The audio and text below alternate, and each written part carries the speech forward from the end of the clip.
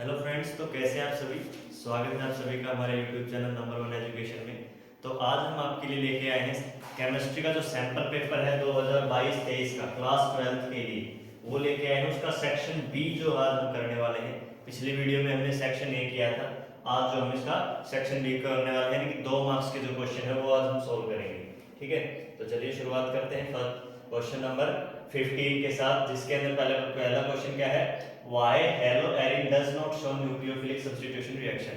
यानी कि जो आपके हेलो एरिन्स हैं, हेलो एरिन्स का मतलब क्या है, जो बेंजीन ग्रुप के साथ जितने भी आपके हेलोजन्स का क्लोरीन, फ्लोरीन, ब्रोमीन, आयोडीन जो जुड़े हुए हैं उनको हेलो एरिन्स बोलते हैं। तो वो न्यूक्लियोफिलिक सब्स्टिट्यूशन रिएक्शन क्यों शो नहीं करते, ये आपका क्वेश्चन है। तो वो आंसर देखिए इसका क्या है, the partial double bond cleavage of a haloarene is more difficult than a haloalkane. यानी कि जो आपका मान लीजिए बेंजीन है, क्या है, बेंजीन है, बेंजीन के अंदर पार्शियली डबल बॉन्ड होते हैं ऐसे।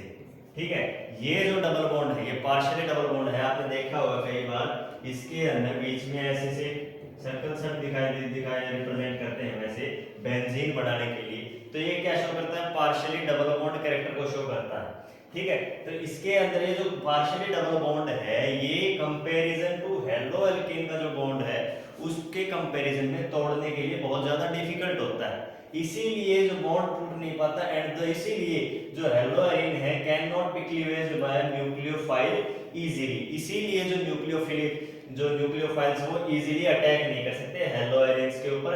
And they also less reactive towards nucleophilic substitution, इसीलिए वो न्यूक्लियोफिलिक सब्स्टिट्यूशन रिएक्शन में लेस रिएक्टिव यानी कि रिएक्शन शो करते हैं, वो इतने ज्यादा रिएक्शन शो नहीं करते।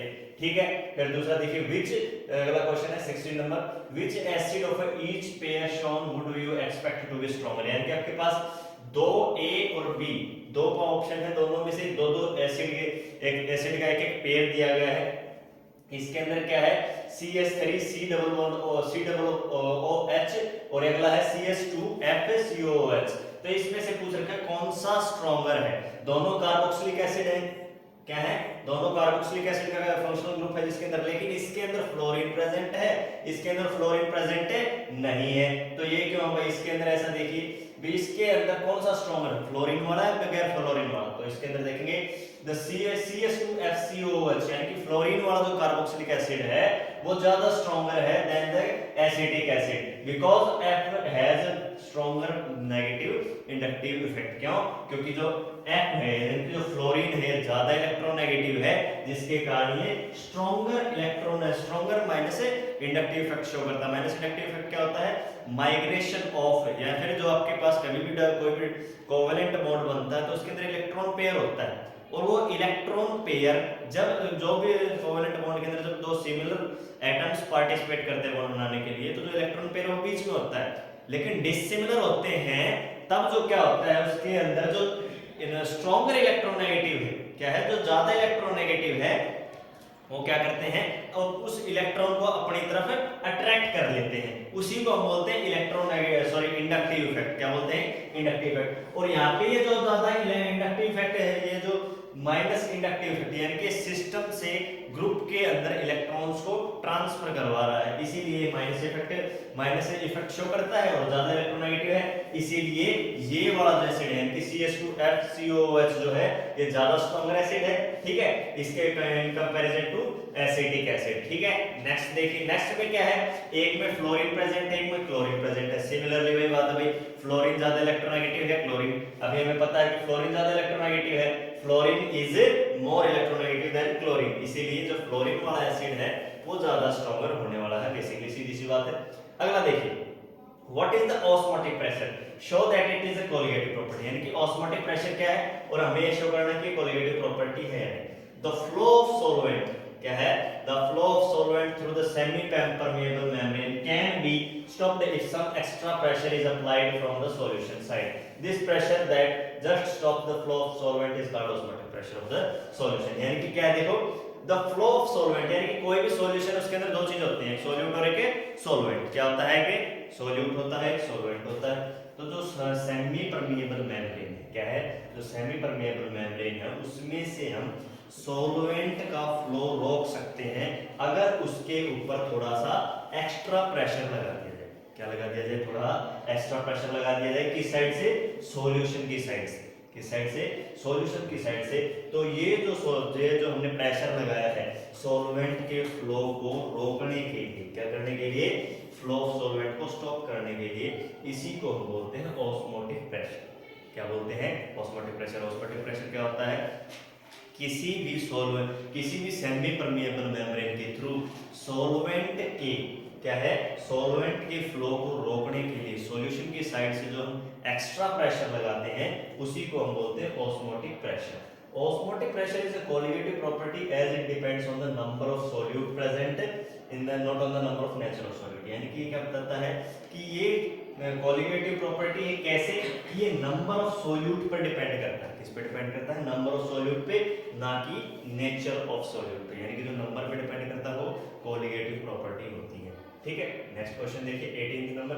18th नंबर क्या है, write the IUPAC name of following.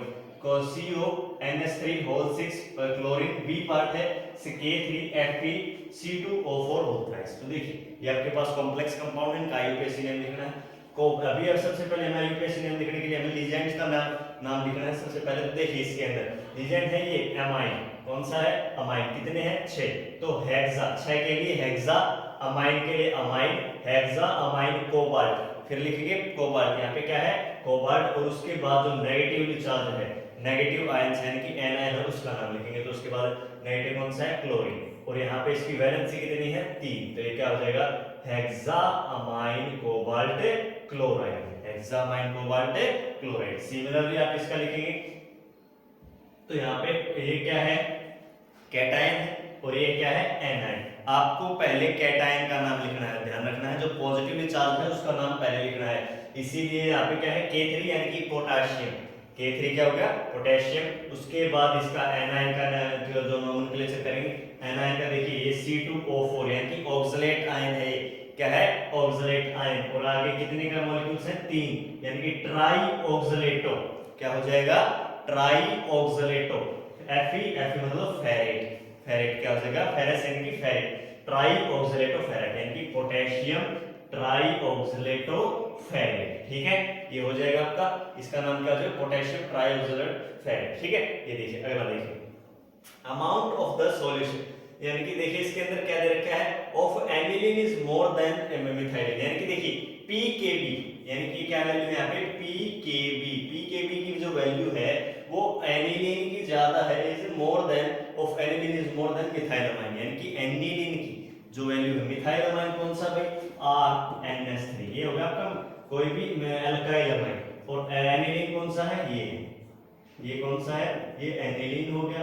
ये अगर मैं R की जगह CH3 कर देता हूं तो क्या हो जाता है मेरा, मिथाइलमाइन हो जाता है, क्या हो जाता है, मिथाइलमाइन।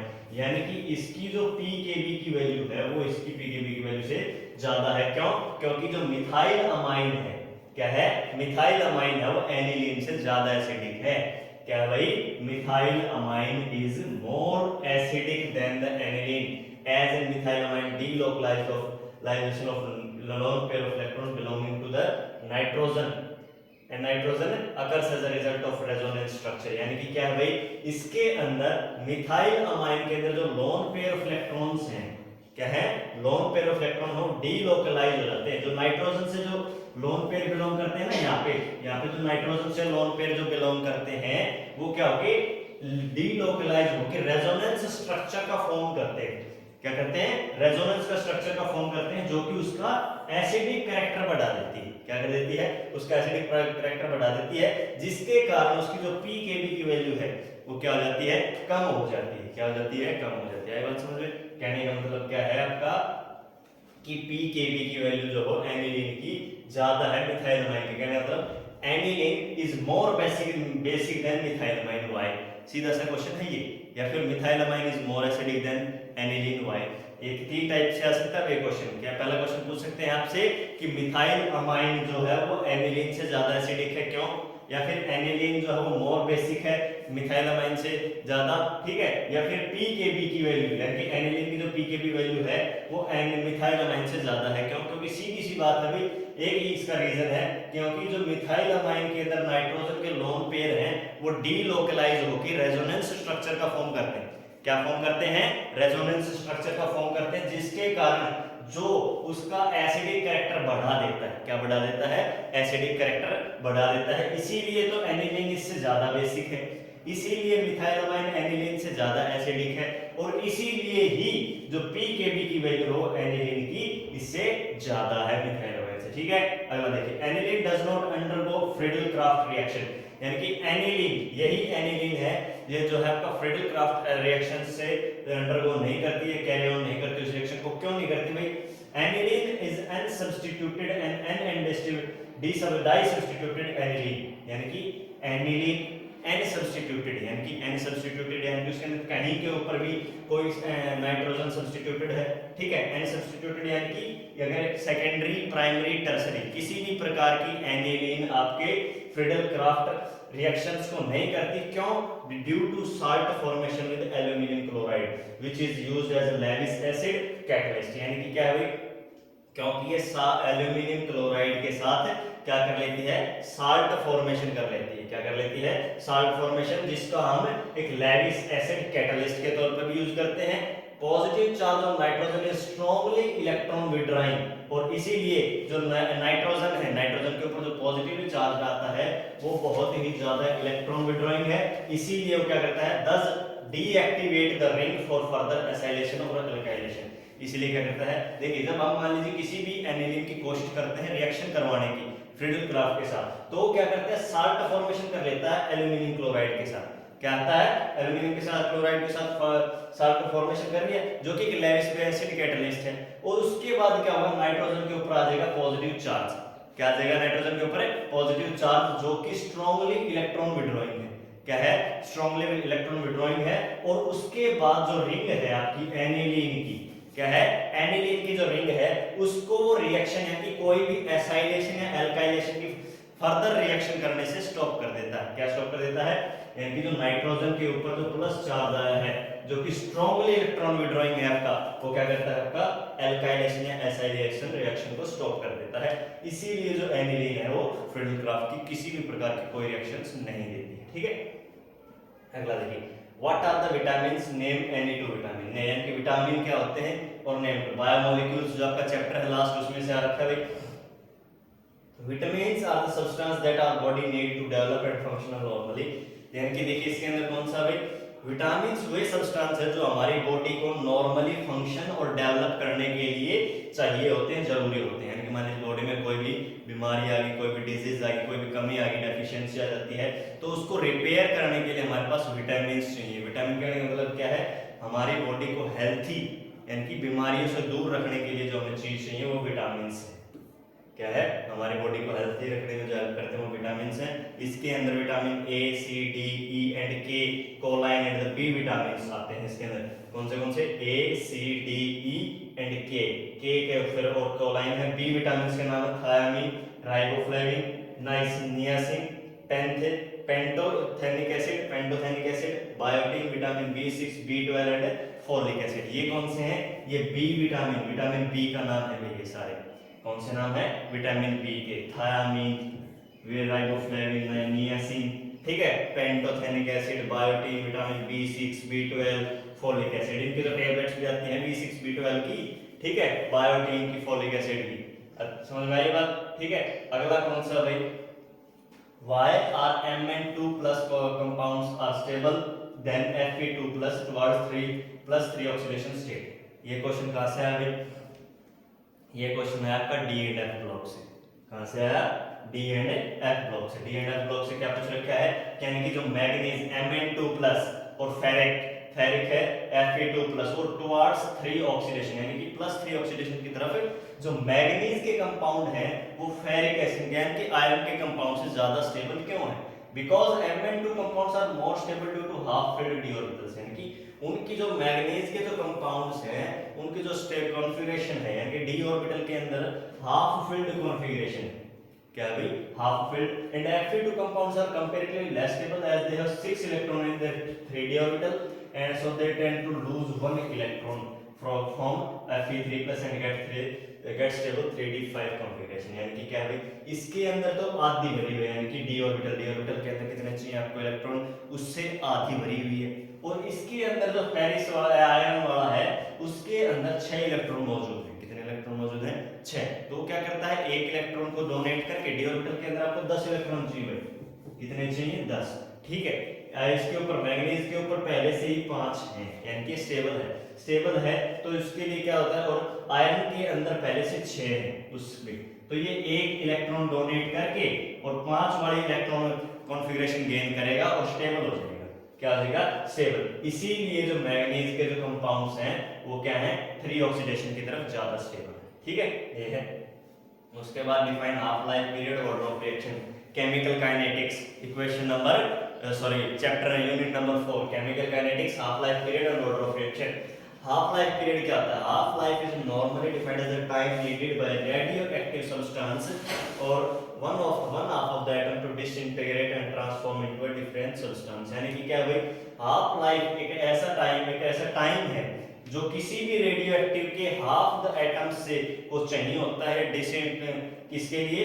डिसइंटीग्रेट होने के लिए, यानी कि डिकम्पोज होने के लिए, डीके होने के लिए, या फिर एक ट्रांसफॉर्म होने के लिए नए सब्सटेंस के अंदर। क्या हो भाई, नए सब्सटेंस के अंदर ट्रांसफॉर्म होने के लिए चाहिए होते हैं। ठीक है, और अगला देखिए भाई, अगला क्या है? ऑर्डर ऑफ रिएक्शन, यानी कि रिएक्शन का ऑर्डर कैसा है। The order of a reaction can be defined as the power dependence of rate on the concentration of all reactants। यानी कि क्या है भाई, ऑर्डर ऑफ रिएक्शंस क्या है? किसी भी रिएक्शन का ऑर्डर क्या होता है? उसकी power dependence, rate of the concentration of all reactants, यानी कि उसकी रेट ऑफ रिएक्शन जो आपके रिएक्टेंट है, रिएक्टेंट की कंसंट्रेशन के पावर डिपेंडेंट, यानी कि मान लीजिए उनकी कोई भी रिएक्टेंट है, उनकी कितनी पावर दी गई है, उसको बोलते हैं order of reaction. For example, the rate of first order is dependent solely on the concentration of one species in reaction। यानी कि फर्स्ट ऑर्डर की जो रिएक्शंस हैं वो अकेले वन स्पीसीज पे डिपेंड करते हैं रिएक्शन में। क्या है? One species. The first order reaction is dependent solely मतलब होता है अकेले, on the concentration of one species in the reaction, यानी कि रिएक्शन के अंदर केवल एक स्पीसीज की कंसंट्रेशन पर डिपेंड करते हैं। ठीक है, तो ये थे आज आपके सेक्शन बी के क्वेश्चन। बाकी अगर नेक्स्ट वीडियो में हम करने वाले हैं सेक्शन सी के क्वेश्चन। तो आज के लिए इतना काफी है। कोई भी डाउट हो तो आप कमेंट सेक्शन में पूछ सकते हैं, और जो आपके जो है ये सेक्शन आप नोट्स बना सकते हैं इनमें से देख के। आप पॉज करके वीडियो को नोट बना लीजिए, और कोई भी दिक्कत है तो कमेंट में जरूर पूछ दीजिएगा। ठीक है, थैंक यू वेरी मच।